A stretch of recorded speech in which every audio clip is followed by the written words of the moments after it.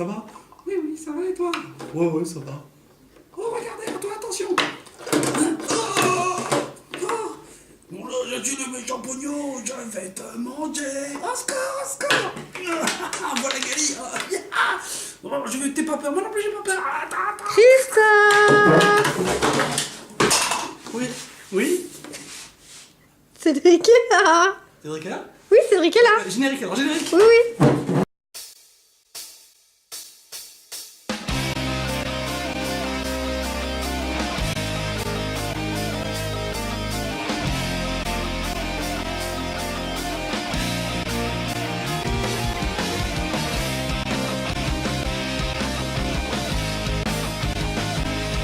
Salut à tous et bienvenue dans Gaijin TV, épisode 7. On a mis du temps à sortir celui-là. Ah oui, on a pris du retard, on est bon, désolé. on est arrivé. Ouais. Bon, alors aujourd'hui, au sommaire, pas mal de... une actu en fait assez chargée, hein, le mois de début d'année est pas mal. On va commencer par vous parler d'un site internet, le site internet Gatchan, on va voir, gatchan.org. Puis Lily, tu nous parleras dans un deuxième temps de... De la balade de Yaya, Vas-y, fais montrer. Balade de Yaya. qui est pas un manga japonais mais un manga chinois. Je vais vous expliquer pourquoi je le présente. Ouais, quand même, parce qu'on va se faire... Ils vont se poser des questions. Ouais. Ensuite, moi, je vous parlerai d'un manga aussi qui est sorti il n'y a pas très très longtemps. C'est Valkyria Chronicles. Et là, je vois les gamers qui disent « Ouais, je connais !» Effectivement, c'est l'adaptation d'un jeu, pas de problème. Puis ensuite, on parlera de une sortie qui a fait parler beaucoup. C'est la publication du... Enfin, c'est le premier mensuel de pré-publication qui est un petit peu dans le style japonais. C'est Akiba Manga.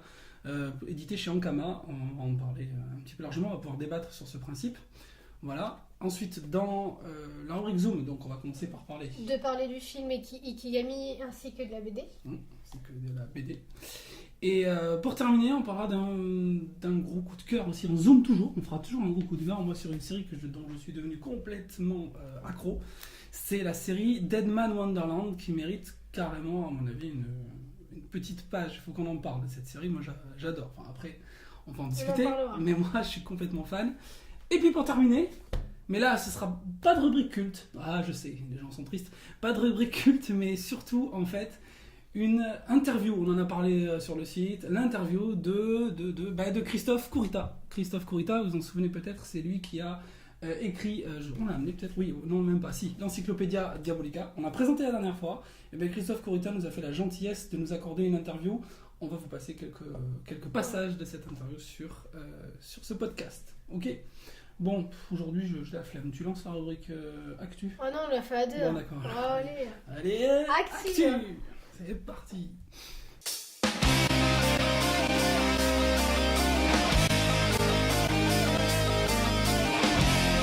Bon, alors dans l'actu, on avait dit que je commençais par parler de le site internet Gatchan. Alors gatchan.org, ça s'écrit juste sur votre écran. Gatchan.org, en fait, il s'agit d'un site d'une association qui est de loi 1901, donc à but non lucratif, qui crée des événements autour de la bande dessinée japonaise.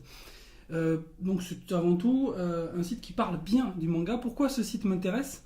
Parce que quand on regarde bien, c'est un site qui s'adresse autant aux néophytes, aux amateurs, qu'aux amateurs éclairés, quoi. Vraiment aux gens qui connaissent très bien le manga. Oui, éclairé, c'est le mot d'ailleurs, parce qu'on a une nouvelle lumière magnifique. Donc voilà.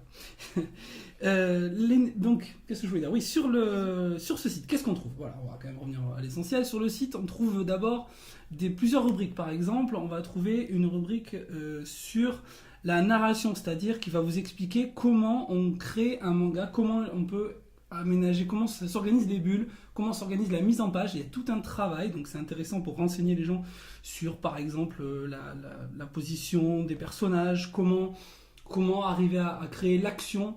Je donne un exemple, par exemple, pour renforcer une attaque destructrice d'un personnage dans un shonen. Imaginez One Piece, au hasard, One Piece.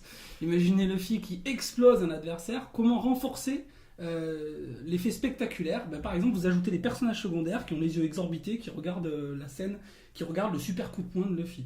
Donc ça, c'est tout expliqué dans ce site. Il montre un petit peu comment on peut gérer la narration, aussi bien pour le shonen, pour le seinen, que pour le que pour, par exemple, les shoujo. De même, par exemple, on a aussi tout l'aspect graphique qui est expliqué dans ce site. On va avoir sur le site, on va trouver par exemple la mise en page shoujo, la mise en page shonen. On va aussi avoir une explication sur ce que sont les chibi, pourquoi déformer un corps, quel est l'effet, pourquoi on fait une grosse tête à un moment donné. Donc il y a tout un tas d'explications. C'est un peu encyclopédique si tu veux, mais c'est quand même, même si c'est encyclopédique, je trouve que c'est bien fait. C'est-à-dire que les gens qui veulent découvrir le manga, je trouve que sur ce site, ils y trouveront leur compte. Et puis un dernier aspect, moi, qui me plaît pas mal. Alors avant, pardon, il y a aussi tout l'aspect édition japonaise, où il y a l'explication sur les systèmes de prépublication. Ben, ça, on en a déjà parlé plein de fois, les hebdomadaires, le Jump, etc. Et puis, voilà, alors ça s'adresse plus particulièrement aux gens qui nous regardent, mais qui connaissent pas spécialement le manga, qui veulent le découvrir. Ben, c'est simple, vous avez dans ce site un classement, enfin c'est pas un classement en fait, c'est 12 titres incontournables.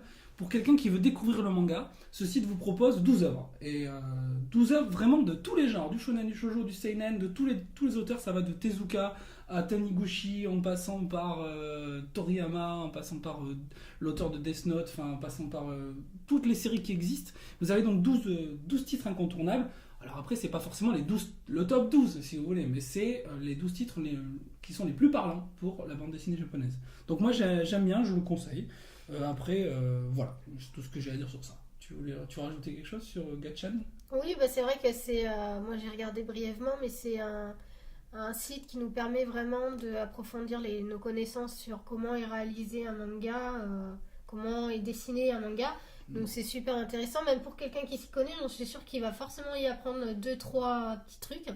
Même pour toi qui connais, moi, j'ai découvert plein de choses. Voilà, t'as découvert plein de trucs. Ouais. C'est bien expliqué, ça parle à tout le monde. Il n'y a pas trop de langage technique, donc c'est compréhensible, donc c'est vraiment très bien. Ouais, en tout cas, c'est une bonne initiative de cette association de Loi 1901. Donc, Oui. on leur rend un petit hommage, un petit peu de pub en fait, Voilà. on leur fait pour le site.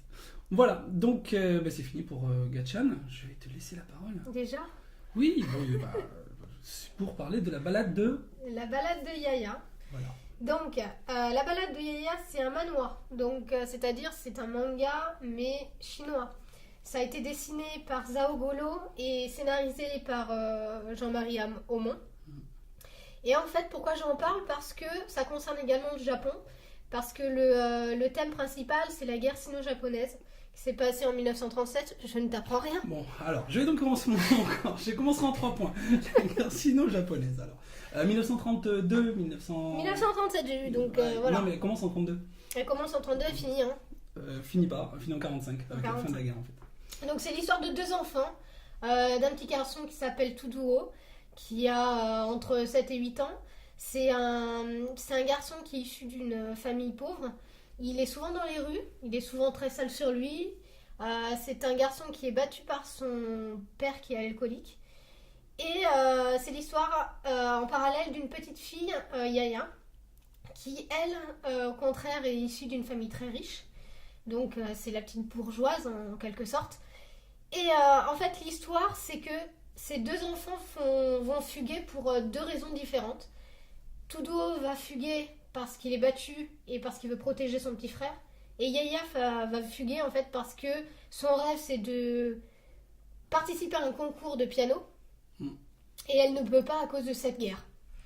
Donc voilà pour résumer l'histoire. Donc en fait, on imagine forcément que les 2 chemins de ces enfants vont se croiser.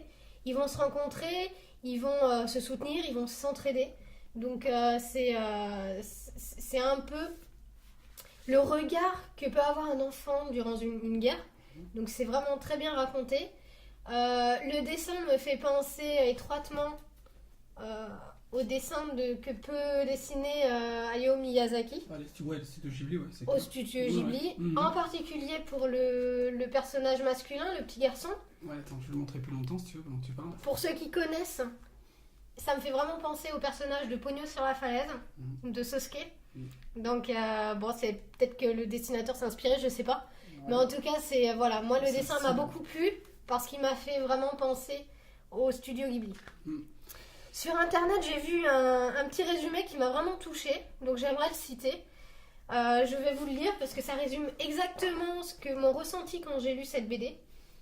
Donc, c'est découvrir les histoires extraordinaires de ces 2 enfants qui vont vous mener de Shanghai à Hong Kong tout au long d'un chemin périlleux où l'obscurité de la guerre s'effacera devant le génie de l'enfance et sa capacité à sublimer le réel. Donc moi, c'est une histoire qui m'a extrêmement touchée. C'est une histoire qui est divisée en 9 tomes. Oui. Et donc le tome 1 est sorti récemment. Le tome 2 sortira courant juillet, c'est pas encore définitif. Et c'est édité par les éditions Feuille, qui est une édition qui n'est pas encore très très connue par rapport à de nombreuses éditions de BD. Donc voilà, j'avais vraiment envie d'en parler parce que ça concerne le Japon. Parce que, c'est vrai que c'est chinois, mais ça m'a tellement touchée que j'ai dit il faut quand même en parler. Ça concerne aussi le Japon dans le sens où la guerre sino-japonaise, bien évidemment, ça a concerné autant la Chine que le Japon. Donc pour les enfants, c'est plutôt une histoire qui est dédiée aux enfants à partir de 8 ans. C'est super intéressant de leur faire lire. C'est super facile à lire. Et en plus, ce qui m'a plu, c'est la conscience de la petite fille qui est exprimée sous la forme d'un oiseau. Donc voilà, c'est vraiment très enfantin, mais c'est génial à lire. Moi, je me suis régalée. Et voilà. Ouais. Donc je le conseille vivement. C'est vrai que c'est une belle histoire. La conscience, comme tu le dis, la conscience, le fameux oiseau, là, Le c'est un petit petit oiseau. peu la conscience, c'est un peu Jiminy Jiminy Cricket Cricket. pour Pinocchio, c'est exactement ce principe-là. Ouais. Les dessins de style Ghibli, je suis Moi, ça d'accord. m'a vraiment marqué. Ouais, hein. c'est vraiment un style Le Ghibli. dessin bien rond comme ça. Et surtout, là où tu as raison, c'est que c'est vraiment l'innocence mêlée au drame. Oui. En gros, c'est ça. C'est-à-dire la guerre vue par des enfants Et c'est un peu la bourgeoise qui rencontre aussi, le mélange des classes. le mélange des classes. Ouais. Voilà, les enfants, en fait, on s'en rend compte dans cette histoire que les enfants, dans une guerre, ils se foutent totalement de la classe. On peut être riche ou on peut être pauvre, on est mêlé à la guerre autant. Donc on est dans le drame en fait, voilà. directement. Voilà, la guerre, ça n'a rien à voir avec l'argent ou la richesse. On y est mêlé autant que la population pauvre. Donc c'est super, il est super intéressant ce livre. Oui. Voilà. Toi qui as eu la chance d'ailleurs d'interviewer Alors, le scénariste Jean-Marie Aumont, alors coup de chance en fait, on a été à Angoulême. Et à Angoulême, en fait, on a rencontré les éditions Feuille et on est tombé sur Jean-Marie Aumont, le scénariste. Et donc, on a réalisé une interview. Donc, on va vous laisser la regarder tout de suite pour regarder. Bonjour Jean-Marie Aumont, on est content de... Bonjour. On est content de vous interviewer en fait pour Gaijin TV, puisque nous on va parler de vous de Gaijin TV numéro 7, donc c'est très bien que vous pouvez nous donner votre avis. Alors ma première question, c'est d'où vous est venue en fait l'idée d'abord de réaliser la balade de Yaya. Alors l'idée de départ n'est pas de moi, c'est Patrick Marty qui est le scénariste du Juge Bao également, qui a eu envie de développer une histoire dans les années 30, dans le Shanghai des années 30, au travers le regard de 2 enfants. Voilà, ça c'était la prémisse. Et donc quand il m'a appelé sur le projet, il n'y avait que ça. Voilà. Et donc vous avez peaufiné le scénario, c'est ça? Voilà, alors on est à l'écriture, il y a 3 personnes. Il y a Patrick donc, qui a lancé cette idée, qui chapeaute l'ensemble de la série, qui fait 9 épisodes. Et on a également embauché une directrice d'écriture, qui est une personne qui travaille sur l'ensemble également du projet et qui écrit avec Patrick les storylines des épisodes à suivre. Et moi, en tant que scénariste, je développe, je remanie ce qu'il me donne, je transforme, je dialogue, je découpe les vignettes et on envoie tout ça en Chine. Donc la série en fait, vous me dites, on fera 9 tomes, c'est ça en tout? Oui, il y a 9 épisodes prévus et il y aura 9 épisodes. Et en fait, ce qu'on voulait savoir aussi, alors nous, vous savez qu'on est plutôt spécialisé sur le manga, hein, le manga japonais, mais pourquoi cette collaboration finalement plus c'est avec la BD chinoise? Est-ce que c'est parce que vous avez donc des contacts justement directement, ça s'est fait naturellement, ou est-ce que c'est plutôt vous qui vouliez davantage travailler avec des auteurs chinois? En fait, le principe des éditions Feuille, c'est de créer un pont culturel entre la France et la Chine. Et Feuille, l'éditrice, souhaite faire connaître la culture de son pays en France. Et c'est vrai qu'on a un regard sur la Chine qui est très limité. Donc tout ce qu'elle édite va dans ce sens.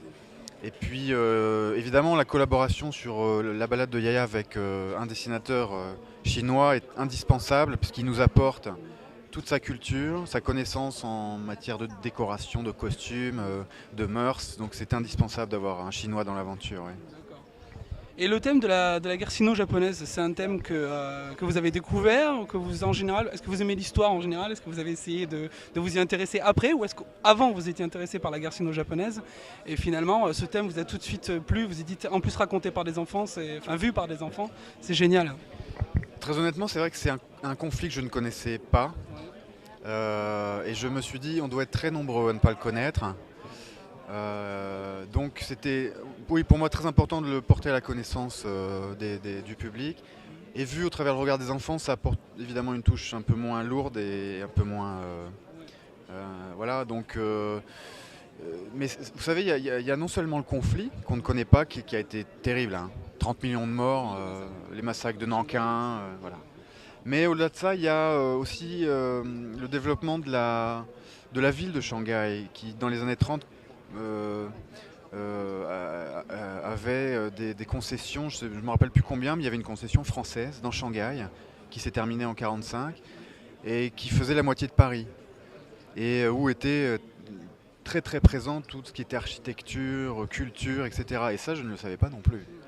Donc voilà, vous voyez, le but de Fei, c'est aussi qu'on sache que nous, Français, étions et sommes encore présents à Shanghai.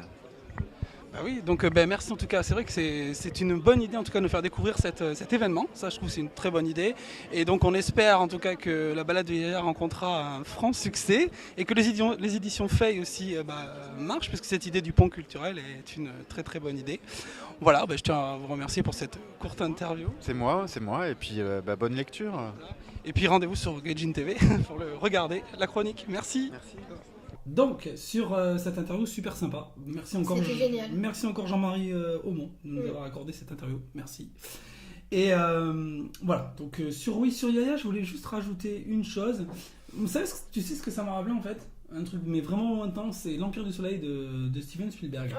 Ah ouais, c'est un film, hein, mais la même vision en fait de l'enfance mêlée au drame. Ce film alors. Ouais, l'Empire du Soleil, c'est vraiment ça. Ça m'a vraiment rappelé, puis les mêmes émotions, enfin le même rapport à la guerre, l'enfant qui découvre la guerre, vraiment très bien. Mon gros coup de cœur. Ouais, vraiment très très gros coup de cœur, je le conseille. Bon, alors c'est bien parce que là on a fait un coup de cœur. Là on va enchaîner sur un gaspillage d'argent. Je serais tenté de... Non, je vais être méchant, mais bon voilà. On va parler de Valkyria Chronicles. Alors Valkyria Chronicles, au départ, moi j'aime bien les jeux vidéo, je m'en cache pas, hein, je suis désolé. Non, j'aime beaucoup les jeux vidéo et Valkyria Chronicles, je l'avais testé sur PS3, j'ai vraiment beaucoup aimé. Le style, le jeu en lui-même, le principe du tour par tour, j'ai adoré. Je me suis dit, un manga qui en parle, une adaptation donc de N Kito. Et je me suis dit, donc aux éditions Soleil, et je me suis dit voilà, ça va être sympa. Et bien en fait, je suis dégoûté. Mais alors, dégoûté.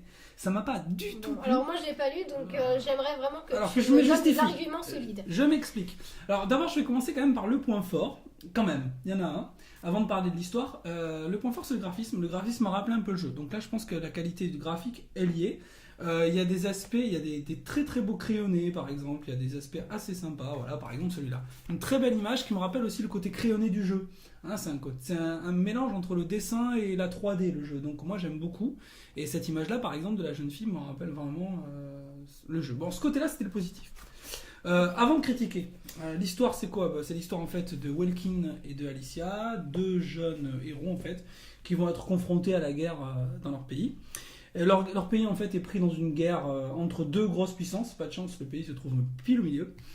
Et ils vont être obligés d'aider leur pays à résister, quoi. Alors comme eux c'est des civils, ils vont être engagés dans des milices, et ces milices vont tout faire pour éviter que le conflit ne s'étende trop et pour lutter contre les deux grosses superpuissances en fait qui les envahissent, quoi.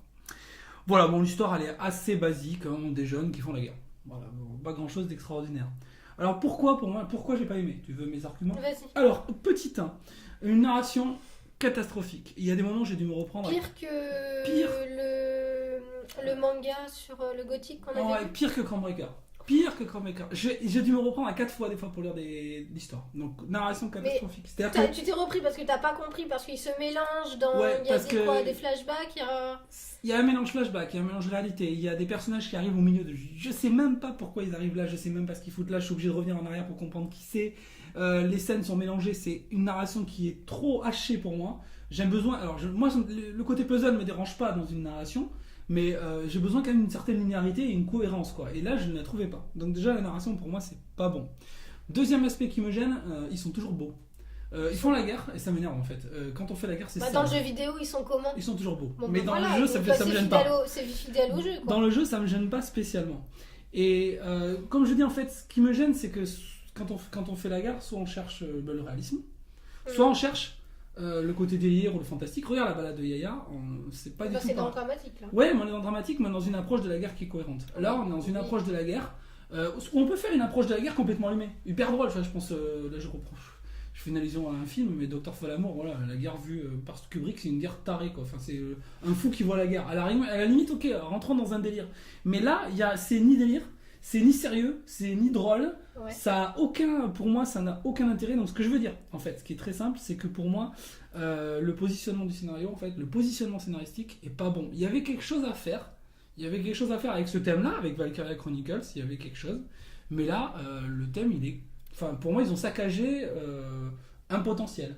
Oui, mais ils se sont fiés avant tout aux jeux vidéo avant de se fier à la réalité de la Ouais, guerre. mais Quoi. ça, c'est un peu... Après, regarde, est-ce que par rapport au jeu, dans quelle tranche ils se situent? Dans le réel?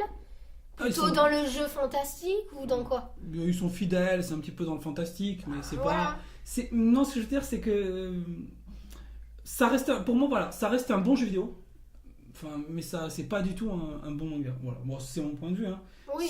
Je conseillerais pas. Franchement, je conseillerais pas. Je dis aux gens, si vous avez aimé le jeu vidéo, n'achetez pas Valkyria Chronicles. Quoi. Ne l'achetez pas, vous allez gaspiller votre argent. J'ose le dire. Pardon, les éditions Soleil, ne me tuez pas tout de suite, mais bon, voilà. En même temps, est-ce que c'est un jeu vidéo, donc ça reste forcément quelque chose de fantastique et de virtuel? Est-ce qu'on peut leur reprocher Je pense que ça le fait qu'il soit pas assez... Je pense que ça s'adresse aux fanboys pur et dur de ce jeu, quoi. Mais vraiment, le fan va se dire, ouais, génial, je vais avoir... T'as recherché l'histoire avant le jeu vidéo, toi, en gros, en achetant ça. Je pensais que ce serait plus développé. Non, mais il y a une histoire, il y a quand même un Oui, mais l'histoire l'histoire de la guerre, quoi. Ouais, mais les personnages sont creusés. Non, il y a les personnages sont creusés, il y a des personnalités. Enfin, ils essayent. Mais même eux, j'arrive pas à m'attacher. J'arrive pas à rentrer dedans. C'est-à-dire que même la personnalité même la personnalité, je me dis, mais c'est inintéressant, quoi. Ça, voilà, ça me plaît pas. Ok. Désolé. Bah, c'est pas grave. Hein. Non, mais voilà. Non, mais bon. Le graphisme, c'est vrai que j'ai Par contre, le feuilleté, graphisme, c'est pas trop mal. C'est mais... le seul truc sympa. Après, moi, je connais pas le jeu. Alors. Voilà. Tu joues pas, toi. J'aime pas tour par tour. Toi, tu joues juste à Mario. Donc, déjà... Oh non, même Mario, ça m'a gavé, j'ai arrêté. Alors. Oui, c'est vrai. Attends, c'est nul. Oui. Mario? Bah, à chaque fois que t'avances et que t'arrêtes, il tombe quand même dans le fossé alors que t'as déjà arrêté d'appuyer sur la touche. Il faut anticiper ton geste pour pas qu'il tombe, le bordel. C'est con. Débat sur Gaijin TV. Le débat qui dérive. Alors, Mario est-il un jeu pourri ou n'est-il pas un jeu pourri? À vous de débattre. Non, mais bon, enfin bon. On va passer hors sujet. Ok, donc sur Valkyria Chronicles, j'ai terminé. En fait, voilà. Donc j'ai plus grand chose à dire. J'aurais passé un peu plus de temps et on va débattre aussi sur ça, sur une sortie qui est plus récente. Enfin, le 27 janvier est sortie dans les kiosques en Kama Press, Akiba Manga. Akiba Manga, d'ailleurs Akiba c'est encore une fois l'allusion au quartier hyper connu de Tokyo que tu connais très bien, c'est Akihabara, toujours pareil, allusion à Akihabara, donc Akiba Manga, paru chez Ankama. L'originalité, voilà, c'est que Ankama était un des premiers en France à oser ce système qui est le système japonais. En fait, voilà, devant nous on a le système japonais. C'est un magazine de pré-publication. Au Japon c'est un hebdomadaire, en France ce sera un mensuel.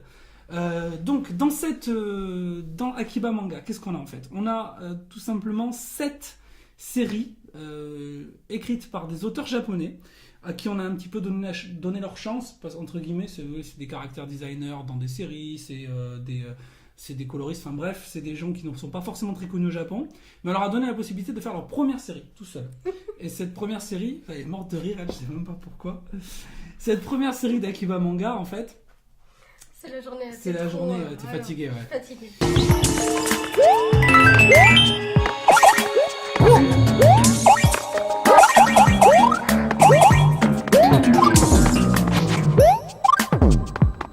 Bon, bref, ces 7 séries, pour revenir aux choses, en fait, sérieuses, ces 7 séries sont soumises, pour la première fois, en fait. On va soumettre ces séries au vote du public. C'est-à-dire que, comme au Japon, les séries vont être... on va voter pour les séries qu'on aime bien. Les séries qui seront en tête. Alors le principe, il est très simple. Si une série est 4 mois consécutifs à la fin des votes, elle est détestée, elle est supprimée. Donc l'auteur, bye bye, et puis c'est un autre qui le remplace. Voilà, il n'y a plus qu'à se faire harkiri. Soit, si une série elle est plus de 5 mois en tête, elle est publiée. Donc l'auteur, là, c'est bon, il peut faire péter le champagne, il est c'est le jackpot. Il est publié donc chez Shankama, on suppose, hein, de toute façon, il n'y a pas de problème. Alors, voilà, c'est exactement le principe du Japon. C'est une démarche qui peut choquer. Moi, j'aimerais bien ton avis là-dessus. Alors après, on parle pas des œuvres, parce qu'après, moi, je trouve que 20 pages, c'est trop court pour se faire une idée. Il y a quelques séries que j'ai trouvées 20 pas pages, mal. c'est quand même pas mal. Ouais, il y a des séries que j'ai C'est bien quand même aimées. pas mal. Il y a des séries que moi, déjà, je trouve sympa. Mais il y en a d'autres, franchement, j'ai pas du tout accroché. Mais après, voilà, 20 pages, c'est un peu court. Non. Oui, alors ton avis sur ça. Qu'est-ce que tu penses de la démarche? Premier avis, moi, j'ai peur que ça laisse pas la place aux petits auteurs. Bah justement, si, c'est des petits. Non, oui, c'est veux des dire petits, quoi, en fait mais que ça leur donne pas, enfin, ça leur donne pas énormément de chance, quoi. Ça leur, enfin, comment dire, ça veut dire que si ça plaît pas à une majorité de la population, ça va pas sortir. Je vois ce que tu veux dire. Ouais, mais moi, je suis pas sûre, je sais pas, il y a des mangas que j'ai lus, que j'ai bien aimés, qui n'ont pas fait, qui n'ont pas été super, qui n'ont pas eu une énorme vente. Ce que tu dis est super intéressant d'ailleurs, c'est vrai. Et je trouve ça problématique, ouais. Je me dis, est-ce que c'est pas une stratégie commerciale? Ah mais oui, c'est une stratégie commerciale, oui, mais pas de problème. dans le mauvais sens. Dans le mauvais sens du terme. Moi, je suis d'accord avec toi. Ce que tu veux dire, c'est qu'en fait, il y a des œuvres. Ce que tu voulais dire, c'est ça, c'est qu'il y a des œuvres des fois d'auteurs qui sont pas forcément, qui font pas l'unanimité, voilà. mais qui sont quand même des chefs-d'œuvre. Je sais pas, c'est lequel là qu'on a lu, qu'on a bien aimé et qui. Moi, j'ai l'exemple, Syndrome 1866. Non, celui-là, il a été. Quand même, on en a entendu parler. Oui, mais est-ce que ça a. Il y a eu beaucoup de pubs quand même là-dessus, non? Je suis pas sûr que Syndrome 1866 soit super archi connu, alors que c'est un excellent manga.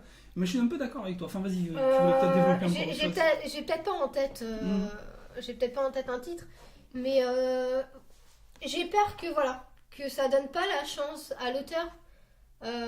Aux auteurs qui cherchent l'originalité. Ouais. Parce que quand on cherche l'originalité, effectivement, on va toucher une cible de la population, mais pas une énorme cible comme One Piece ou comme Naruto, qui sont super populaires. Tu vois ce que je veux dire? C'est qu'en gros, ça plaît à 10 millions de personnes, c'est bien, ça plaît à 1000, c'est pas bien, donc on l'aide pas, on le commercialise pas, on lui donne pas sa chance. Ouais. Alors qu'on sait très bien que certains mangas...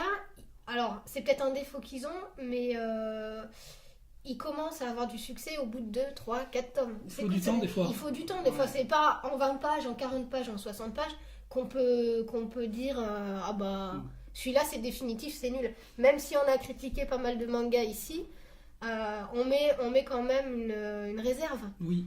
C'est pas parce que le tome 1 il est nul qui peuvent pas se rattraper derrière. On peut rebondir, un auteur peut rebondir, tu veux dire? Ça veut dire qu'en gros, si quelqu'un, il leur donne 5 mois, c'est ça que tu me dis? Ouais, en gros, 5 mois, ils sont publiés, et au bout de combien de temps ils sont virés? En fait, s'ils font 4 mois consécutifs à la fin, c'est-à-dire si c'est 4 mois, la série, elle est à la fin de... C'est-à-dire si par exemple il est dernier au mois de janvier, mais qu'au mois de février, la série, elle est avant-dernière, ou elle est au milieu du classement, c'est remis à zéro. C'est-à-dire que par exemple, les séries qui sont là, les 7 premières, elles peuvent être publiées pendant des années et des années. Minimum, il reste combien de temps? Alors ça, par contre, c'est pas dit. Ça, je serais curieux d'avoir la vie en c'est ça, moi, qui me gêne. Ça, je serais curieux d'avoir en Kama. Si au bout de 20 pages, si au bout du premier magazine, Ankama voit que ça va pas, dans ce cas, il leur donne même pas la chance pour le republier le mois d'après, quoi. Tu vois ce que je veux dire? Oui. Ça leur donne que 20 pages. En 20 pages, il faut déjà... Mais le truc, c'est que c'est... Alors, c'est pour ça que... Mais ce qui est amusant, c'est que c'est ce qui se fait au Japon. Enfin, je veux dire... Alors, au Japon, ça choque pas. Mais alors, au Japon, c'est très strict. Au Japon, en France, on va peut-être choquer les gens, c'est ce que tu veux dire. Oui, mais attends, au Japon... Attends, mais là, on compare l'incomparable. Au Japon, il y a quoi? Tout le monde lit le manga. Oui, c'est vrai. Donc, tu touches tout le monde. Il y a plus de lecteurs. Tu touches la mémé du coin, l'ado, la petite fille, le cadre, le chômeur. Tu touches tout le monde. Ouais, c'est vrai. Ici... Tu vas dans la résidence, il y a peut-être 3-4 personnes qui lisent des mangas et encore de façon irrégulière. Ouais. Donc c'est pas... C'est bien si ça part d'un bon sentiment, si on donne réellement la chance aux auteurs. Mais par contre, si effectivement, au bout de 20, s'il faut vraiment que ça tape à l'œil tout de suite aux lecteurs et qu'ils sont dégagés à la première occasion, je trouve que c'est vraiment le mauvais côté de la chose. D'accord. Bah oui, non, mais mais Mais en plus, après- je trouve que tu dis est tout à fait pertinent et même c'est même le problème. Après, c'est vachement bien qu'ils utilisent ça pour justement pour éviter d'acheter, parce que c'est mieux d'acheter un livre à 5 euros Oui. où il y a combien de mangas, ils exposent combien de mangas dedans. Donc 7 7 mangas, voilà. Ouais, alors, Donc, si on alors n'aime attention, pas, on méfie-toi. regarde pas. Méfie-toi parce que prix de lancement 4,95€. Là, j'aimerais bien voir les gens d'Okama. Je vais essayer d'en joindre quelques-uns. Hein, mais je veux vraiment savoir combien ça va coûter après. Parce que là, 4,95€, Ça c'est va un beau être- format. Hein, c'est déjà pas mal. Hein. Ça va être le prix d'un manga, je pense. Ouais, moi, je pense, Autour que ça des va 8 monter. euros. Je pense que ça va monter. Hein. Autour Je d'un pense que là, manga, je pense. c'est un prix d'accroche, c'est clair. Si, Mais moi, ça, ce que tu dis, c'est ce que tu 8 dis, ça me fait penser que j'ai regardé déjà un peu les premiers votes, les premiers classements. Moi, ma série préférée. Elle y est pas. Non, déjà, moi celui que j'ai adoré, c'est un shoujo. Déjà, le meilleur pour moi dans Akima Manga, c'est Terminus, c'est un shoujo. Et il est pas du tout classe. Enfin, il est au milieu, quoi. Et après, il y a d'autres séries qui sont, mais archi classiques. Enfin, franchement, les séries qui ont le plus de voix pour l'instant, je trouve qu'elles Ça sont. me fait penser à elles la sont Star assez Academy, classiques. moi. C'est la Je te Star dis, il faut voter pour le meilleur. Ben ouais, mais on est dans une Ouais, société comme ça. Enfin, c'est Ouais, comme mais ça. c'est dommage parce que du coup, ça veut dire que moi j'adore une série, elle va pas sortir parce qu'effectivement, il y a que 3 pecnos qui ont voté pour. Trop pécos. Non, Ouais, mais c'est franchement, ça. c'est dommage si c'est présenté comme ça. C'est dommage si ça sert pour ça. Mm. Bon, après, faut pas se leurrer, je pense qu'ils le font aussi pour ça parce qu'ils savent que s'il y a 10 millions de personnes qui ont voté, il y a 10 millions de personnes qui vont acheter. Et, Donc, et c'est puis, bien. et puis, ils prendront pas de risque en éditant une série qui a fait 5 mois de suite en tête des votes. Bon, voilà, on va arrêter, on continue le débat tout à l'heure, hein, si tu veux, on va en discuter encore. Mais bon, voilà. Ah, vous pouvez nous donner notre. Ah ouais, mais sur Internet. votre avis nous intéresse, hein, ça c'est clair. Donnez-nous votre avis sur le site. Bon, allez, on passe à la deuxième rubrique quand même. Donc la rubrique, t'es prête à la lancer? Allez, vas-y. Allez, la rubrique Zoom.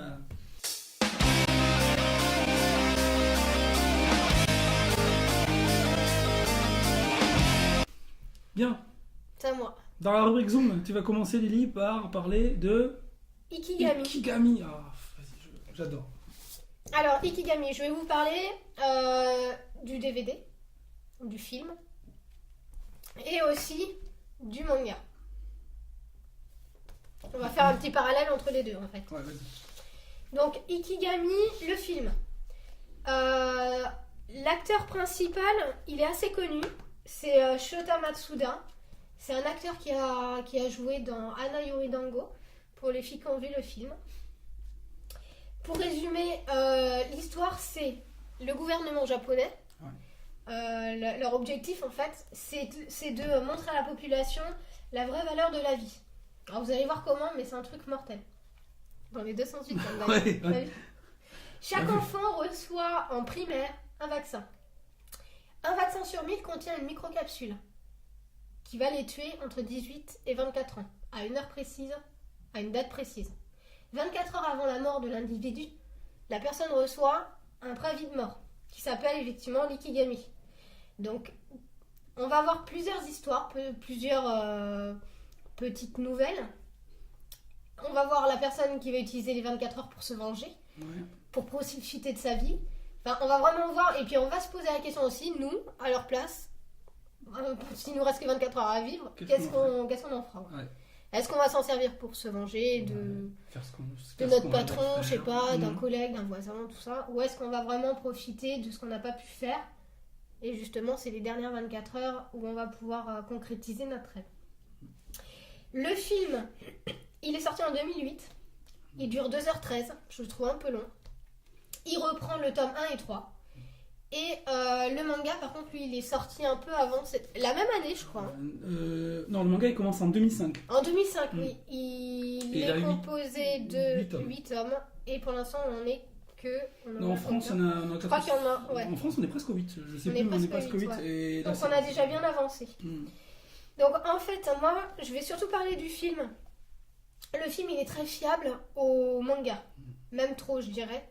Le réalisateur, à mon avis, il a pas pris trop de risques. Il a suivi totalement la trame du manga, dans les plus brefs détails. Donc, pour ceux qui lisent le manga, je sais pas, moi je ne conseillerais pas le film.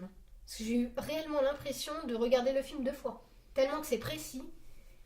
Moi, quand j'ai un manga, je me crée des images dans ma tête.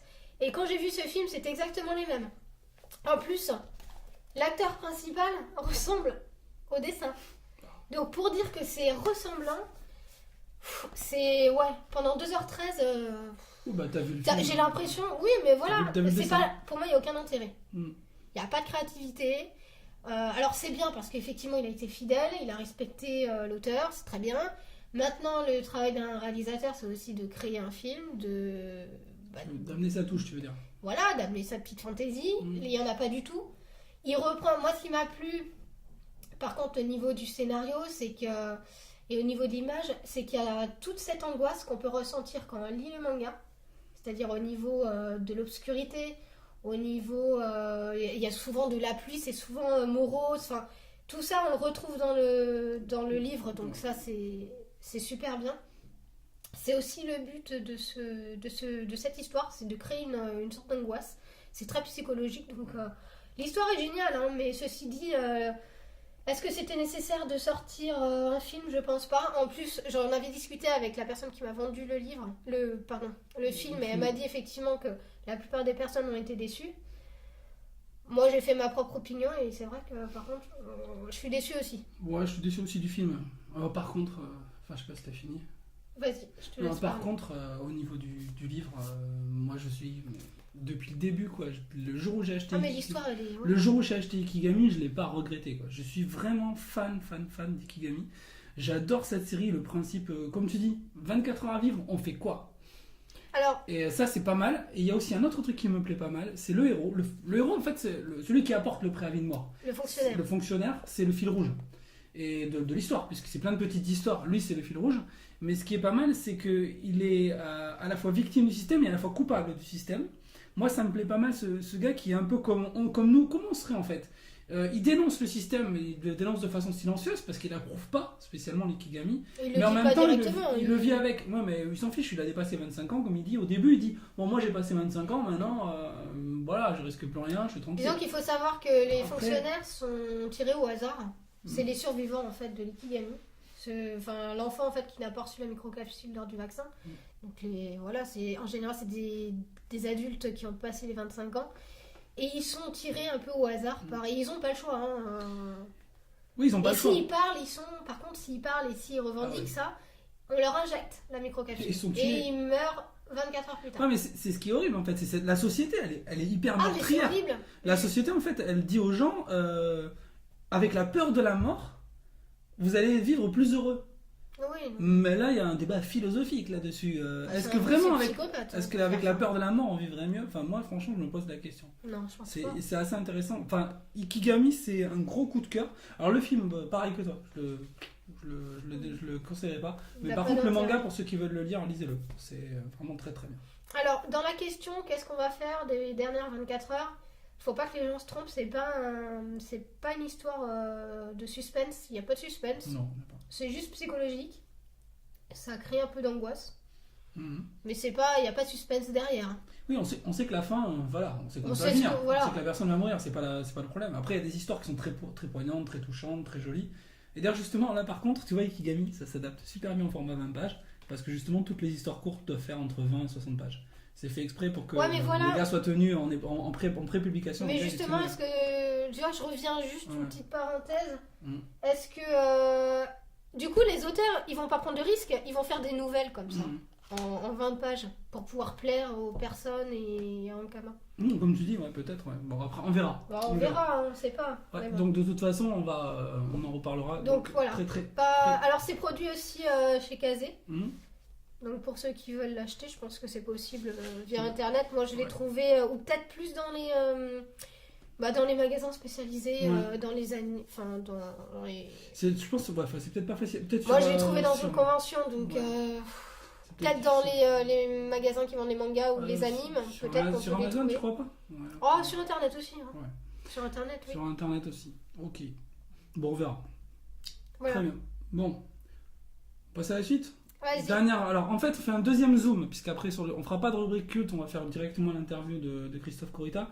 La deuxième rubrique culte, on va parler. Alors là, franchement, moi aussi, là j'ai vraiment voulu. Je tenais à en parler aujourd'hui.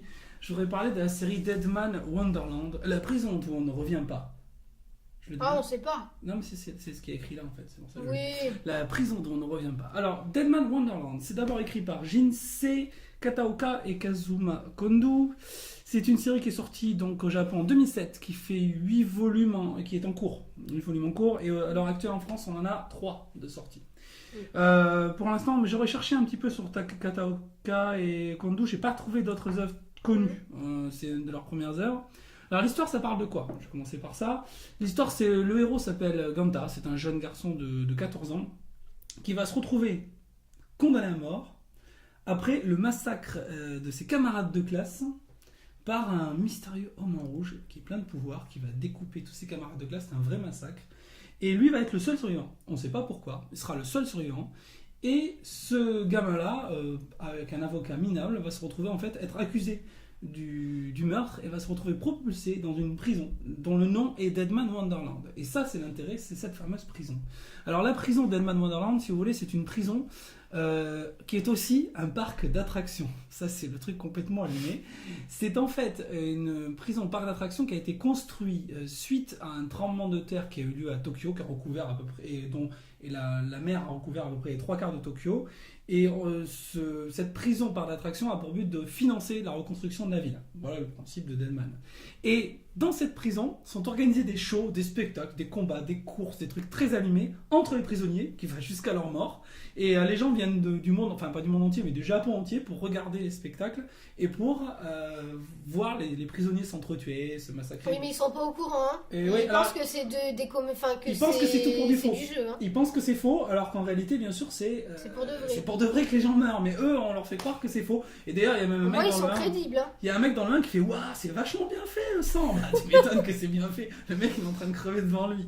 Donc ça c'est super. Donc le héros lui va se retrouver embarqué là-dedans. Alors lui le pauvre il est innocent, il a rien fait. Il a 14 ans, donc c'est un jeune C'est ado. même pas ce qu'il fait là. Il est appelé en plus, on l'appelle le boucher de Nagano parce que le massacre ça se passe à Nagano. Tout le monde a peur de lui alors qu'il n'a rien fait. Mais très vite, là où l'intérêt va se révéler dans cette série, c'est qu'il va se découvrir des pouvoirs. Et il va rencontrer une jeune fille aussi très très étrange qui s'appelle Shiro, qui est sur l'image là, la jeune fille qui s'appelle Shiro, qui elle aussi va être très étrange et va devenir très vite son amie. Je vais pas en raconter plus, je veux pas trop spoiler sur cette histoire parce que bien évidemment leur relation, on se doute qu'il s'est passé quelque chose avant, il y a quelque chose entre eux, mais surtout ce que je vais spoiler un petit peu, c'est qu'il va se retrouver avec un pouvoir qui s'appelle le pouvoir des Deadmen, et le pouvoir des Deadmen en fait c'est un pouvoir de utiliser son sang comme une arme. Et ça, c'est une Et on se demande pourquoi il a ça d'ailleurs. Et on se demande pourquoi il a ça. Alors on va le comprendre, je l'explique pas. En fait, si vous faites une blessure, votre sang, si le Deadman se fait une blessure, le sang peut servir d'arme. C'est-à-dire qu'il peut manipuler le sang, en faire une arme tranchante, une arme violente, une arme lourde, propulsée comme une balle de fusil, etc. etc. Le problème chez le Deadman, c'est qu'il utilise son sang.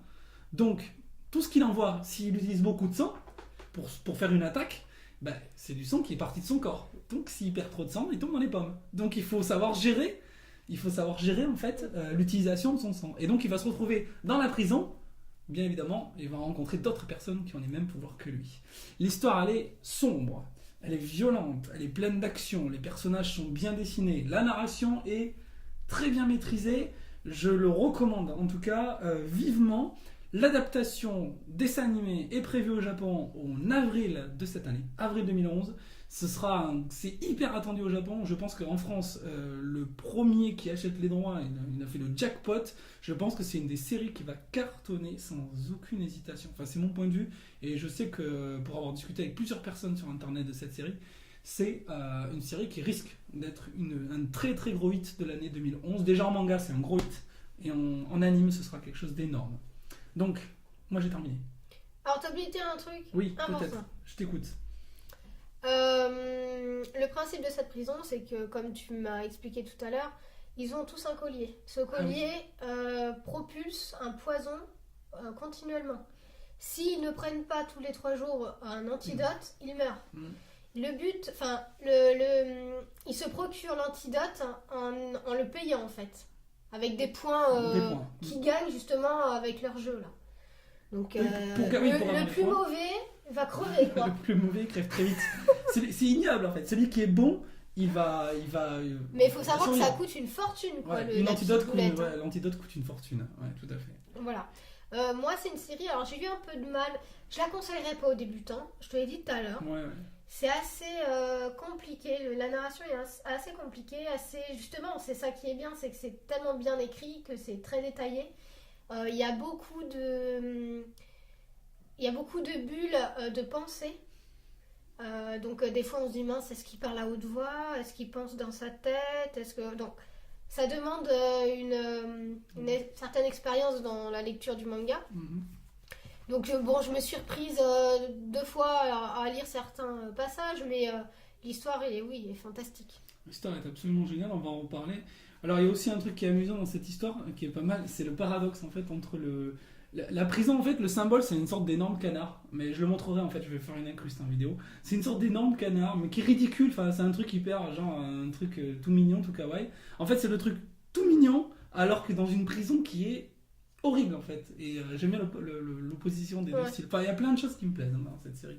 Je suis complètement Alors c'est fan. chez Kana. Ouais, chez Kana. Non, c'est une belle sortie. Ouais, une belle Il y a série. combien de tomes Pour l'instant 3 en France. Mais, Et en terminé, série terminée au non, c'est une Japon. série en cours. C'est Au même Japon pas fini. Oui, c'est même Au pas Japon, fini. c'est en cours. Ouais, c'est en D'accord. 8 tomes en cours. Donc moi j'attends la suite avec impatience, quoi. Ça c'est clair. J'attends la sortie française du 4e tome très rapidement. Parce que là je suis déjà au bord de l'explosion. Le suspense est intense là. À la fin du 3, on attend la suite. Plus que One Piece. Autant que One Piece, c'est pour dire. Oh là. C'est pour dire. Ouais. Voilà, je la mettrai en fait, je mets One Piece au-dessus et je mets Deadman Wonderland aussi. Ah, c'est quand même le soir. moins bien que One Piece. Bon, je vais les mettre à côté alors. Je vais- D'accord. Ça dépend, mais One Piece, je l'ai déjà lu le dernier depuis Perpète, donc j'attends la suite. Voilà. Ok. Ok. Bon, alors donc on va terminer en fait ce podcast. En fait, on va le terminer avec une dernière rubrique qui n'est pas la rubrique culte. On va mettre en place une nouvelle rubrique. De temps en temps, elle viendra faire son apparition. C'est la rubrique interview. Donc on la lance. Voilà, on Allez, la c'est lance. parti. Interview.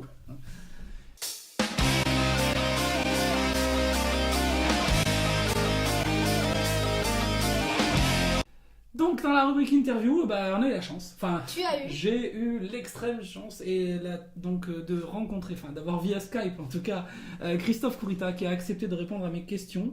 Alors pour cette interview de donc l'auteur de l'encyclopédie Diabolica et de bien d'autres choses, hein, il a accepté donc de répondre. On va vous passer pour le podcast quelques morceaux choisis. On va pas vous passer l'intégralité de l'entretien parce qu'il a duré quand même 35 minutes, donc assez sympa. Ouais. Et c'est 35 minutes. Par contre, vous retrouverez l'intégralité non censurée. Oui, je ne cacherai pas mon côté ridicule parfois, parce que des fois j'ai été un peu naze. Mais C'est enfin, vrai peu importe, des Ah, fois je l'ai j'ai pas vu dans la posé des questions pourries. Enfin bon, des fois j'étais un peu à l'ouest, mais ça c'est pas grave. Non, à l'est. C'est vrai que nous À l'est, nous, on est à l'est, nous. Hein. Et donc j'ai dit donc je passerai le podcast, enfin pardon, Tu mettras l'interview où Sur dans Internet l'intégralité sur le blog. Sur le blog. Sur le blog, ceux qui veulent voir l'intégralité. T'as pas peur du enfin, ridicule, comme quoi le ridicule ne tue pas apparemment. On va voir ça tout de suite. non, hein. sinon je serais mort il y a longtemps. Ça, c'est clair. Et donc, voilà. Donc, pour l'instant, on vous propose morceau choisi de cette interview. Au niveau d'Encyclopédia Diabolica, justement, en fait, moi, ça m'intéressait de savoir comment vous avez eu l'idée de transposer les yokai qui sont en culture typiquement japonaise, le transposer en France. Comment ça vous est venu, en fait, cette idée-là?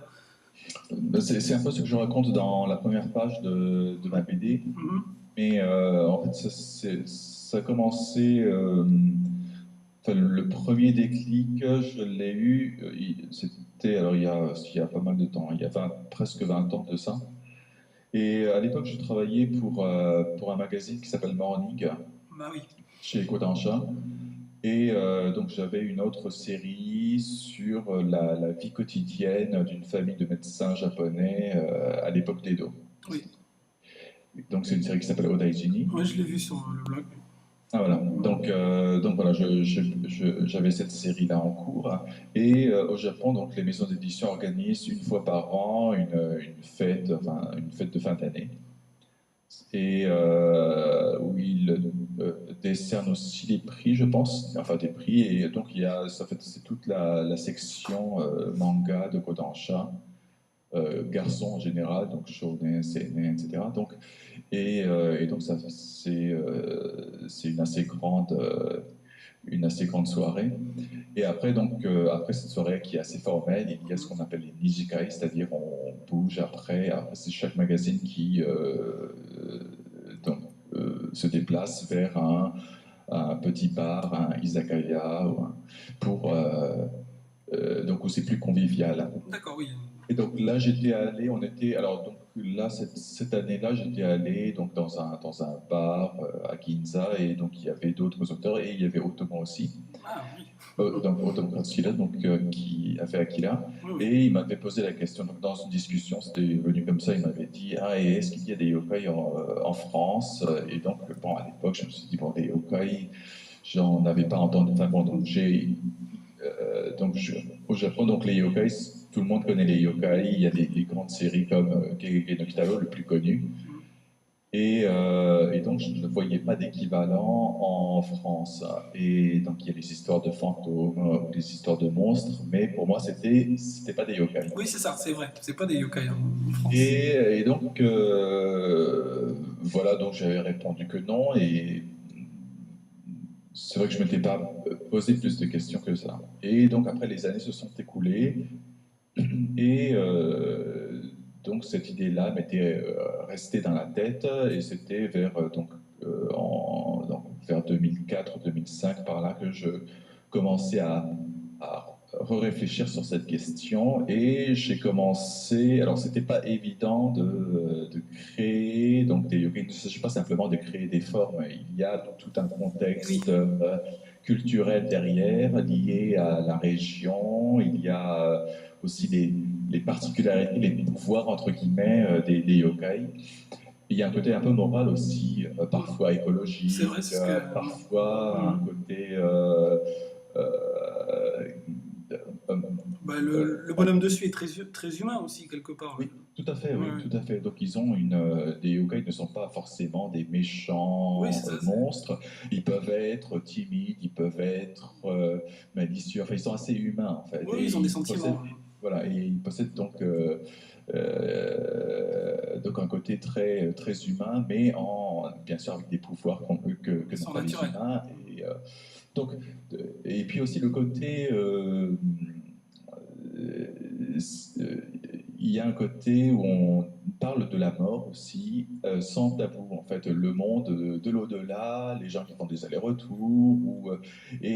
Ça, c'est vrai que les enfants regardaient au Japon sans problème. Et c'est vrai qu'il y avait quelque chose qui était intriguant, disons. Oui, c'est vrai, en fait. Ouais.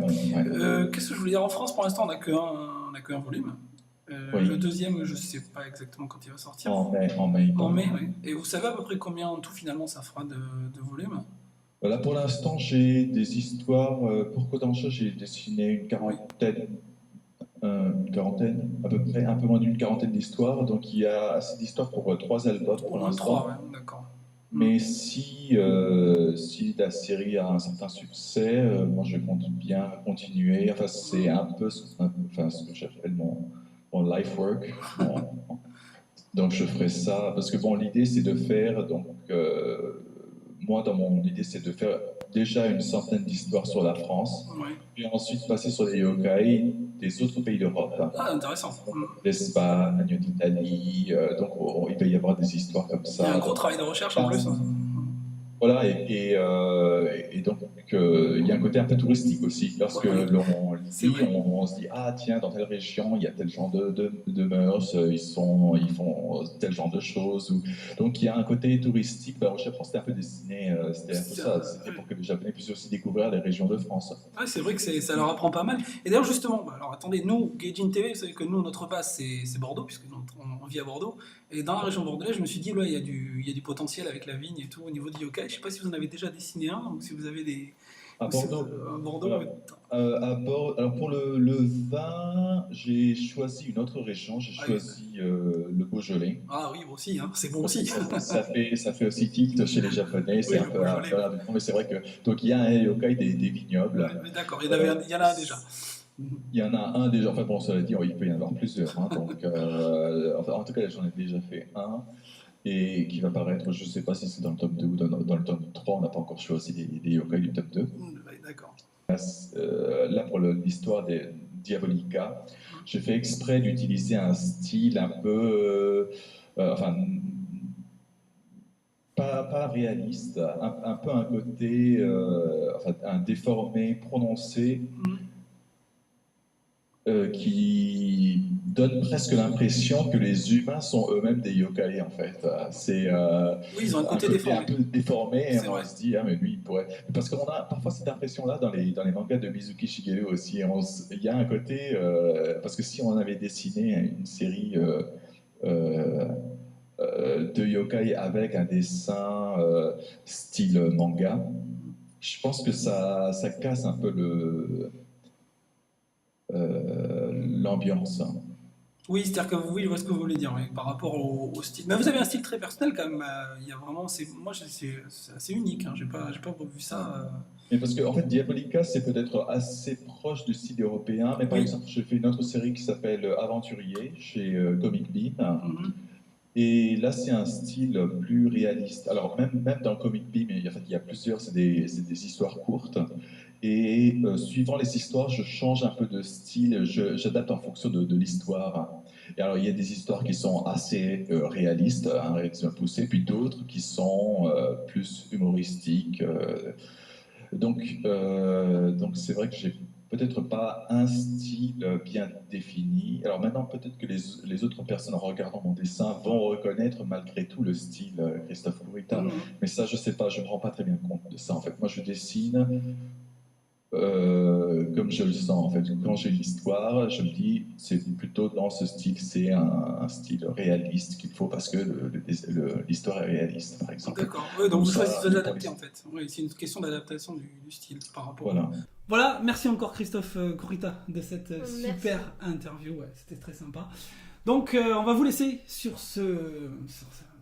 Et puis on vous Ce retrouve podcast. très prochainement avec une autre interview d'ailleurs. Ouais, Ah, mais celle-là, je la dis pas parce que c'est moi qui l'ai fait. oh, ça c'est toi qui l'a fait. On va se retrouver avec une autre interview. On se retrouve donc en plus avec on a été à Angoulême, donc on va faire un petit zoom sur ce qu'on a fait à Angoulême. On remercie encore tous les gens qui nous ont aidés pour ce podcast. On remercie cette magnifique nouvelle lumière Lumière. extraordinaire. Moi, je veux qu'on fasse un plan dessus parce que là, franchement, c'est la classe. Donc voilà, et on vous dit donc à très bientôt pour le prochain podcast. Salut, à plus. Sayonara. 今日一番ハッピーだった人は誰ですかそう尋ねられても誰もわからないけれど世界で今日一番ハッピーだ Voilà, l'interview va passer. Maintenant, en fait, on va continuer avec le chat là, qui est un peu. Tu veux l'ouvrir avant Pourquoi qu'on- tu râles Tu veux l'ouvrir avant qu'on continue Oui. Ouais, vas-y. Parce que pendant l'interview, en Ça fait. fait un prince. Non, vous avez fait du... non, en fait, il Non. était là, je voulais lui caresser la tête. Merde. Et il a fait... Donc je lui ai rien fait. Ça veut dire laisse-moi. Ça veut J'ai dire. l'impression. Ouais, ouais. Tu sais, comme il était là en train de regarder l'écran, je voulais le toucher. Merde. Non. Les gens vont se demander, tiens, un petit Mia dans ce coin-là. Bon, en tout cas. J'ai froid, moi je tremble. Bah oui. Mais Bon. bois ton chocolat. Bois ton chocolat chaud. Mais non, c'est ma menthe. C'est un mental. Pourtant, c'était écrit dessus. Ouais. Bah ouais, mais j'ai pas du plus de verre, il fait plus la vaisselle. Le lave-vaisselle est plein là. Pourquoi il fait plus la vaisselle? Je sais pas, écoute. Ah écoute, c'est pas demande. ta mère, normalement c'est ta mère qui fait la vaisselle, on avait dit. Quand est-ce qu'elle revient d'ailleurs? Parce que là, il est temps. Hein. Bon bref, on va arrêter là. Ouais, donc on revient en direct en fait. 1, 2, 3. Donc sur...